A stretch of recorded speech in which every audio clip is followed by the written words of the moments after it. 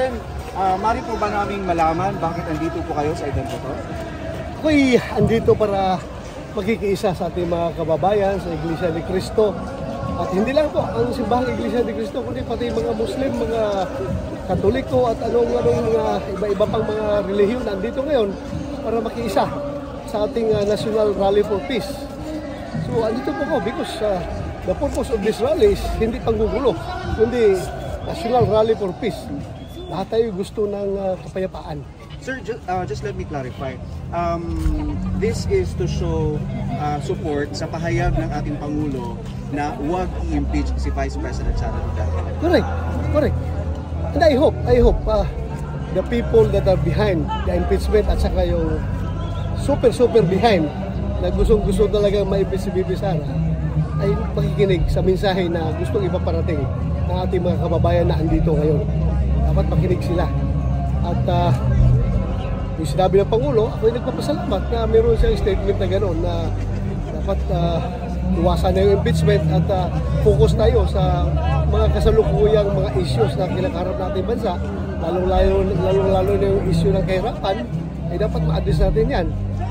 Pero yun nga, as I have said, iba yung sinasabi, iba yung ginagawa. Dapat yung sinasabi ay may katumbas na aksyon, na paggawa. So sana, coordinated yun. And ako nagpapasalamat sa ating Pangulo. Sen, sakaling matuloy po yung impeachment proceedings, alam naman po natin na yung mga senador po, sila po yung magsisilbi na husgado sa magiging impeachment court. Kayo po magiging judge. Yes. Sir, yung pagdalo po ninyo, does that say na no ang inyong magiging boto para sa impeachment kay Vice? I cannot, bahala na kayo mag-isip kung ano gusto nyo isipin. Ako, bilang paggalang sa impeachment court na bubuuhin ng Senado as an institution, I cannot give you my vote right now dahil hindi pa nga nakarating sa amin yung articles of impeachment. So, babasihan ko pa kung anong nakalagay sa articles of impeachment. Diyan magagaling ang aking boto. Okay. Thank you. Salamat po. Ayun. Ayun, napapasok na si Senator Bato. So ayan po yung Manila Ocean Park. So ayan, baka hanggang dito na lang tayo. Ayan. Ay, sorry.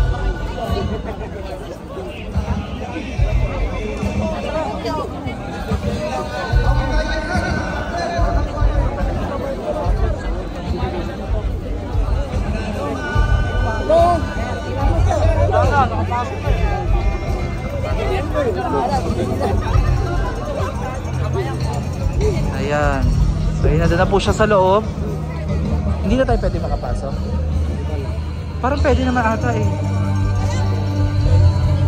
Parang pwede.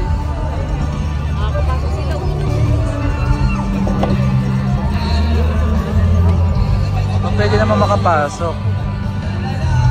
Pero may barikada na din po dito. Ayan. So doon na po sila sa dulo.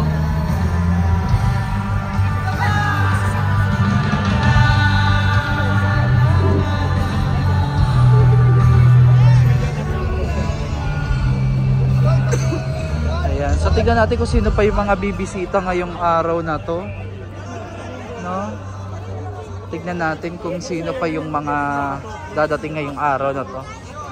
Pero alas 4 pa naman mga kababayan yung main event daw. So ito na yung likod, pero dun yung maraming tao sa harapan. Kasi andun yung yung event. Ayan, yung iba, ayan, umaambon na naman, no. Yung portalet natin, ayan. So nandyan, walang problema, ang daming available dyan, pati dito. Ayan. So ayan, punta tayo dito. Tignan natin yung sitwasyon naman dito sa may gilid. Ayan. Dito may mga nagtitinda naman ng mga pagkain, tubig kung naugugutom o nauuhaw. Kasi ang mahirap dito mga kababayan, kapag umalis ka sa pwesto mo, hindi ka na talaga makakabalik, hindi ka na makakalabas kasi sa sobrang dami nga ng tao. Ayan, kaya yung mga nandun na magmula kahapon at saka kaninang umagang dumating, hindi na sila nakaalis doon. Ayan, umaambon ngayon pero nananatili silang nakaupo. nakatayo sa kanilang mga designated area, sa mga pwesto nila. So nakaka-proud kasi talagang nagsakripisyo ang ating mga kapatid na INC. Ayan oh.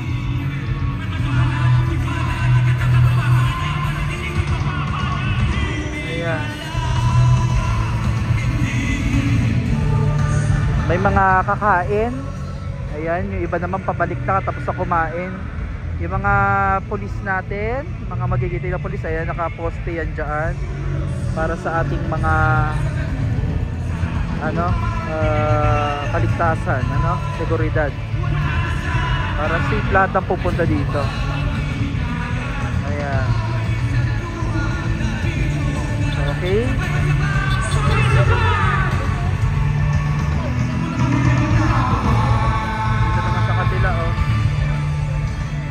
Ayan, hanggang dun sa may Harbor View, sa may restaurant, ang daming tao. Kanya-kanyang silong kasi umulan ngayon, kaya yan, sisilong muna yung iba. Ayan sila.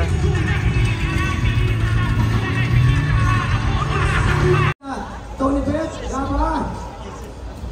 At ako po'y natutuwa na gagalak na tayo po'y lalito nagkamatibon-tibon.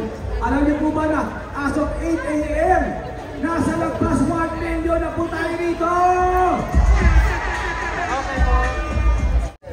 So ayun mga kababayan, huminto muna si Senator Bato dito sa tent ng ating mga kapulisan na nagbabantay po dito kasama sa National Rally for Peace ng ating mga kababayang INC. Ayan.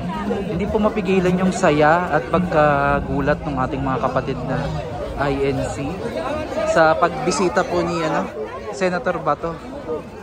Ayan. Tuwan-tuwa sila. Ayan. Ayan, grabe.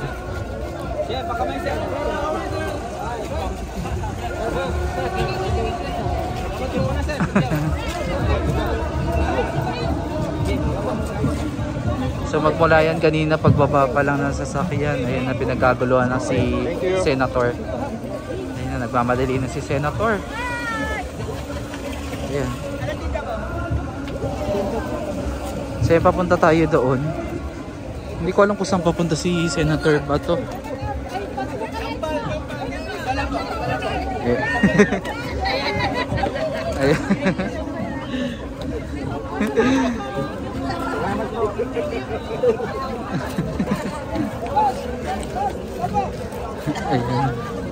Ayan na. Ayan na.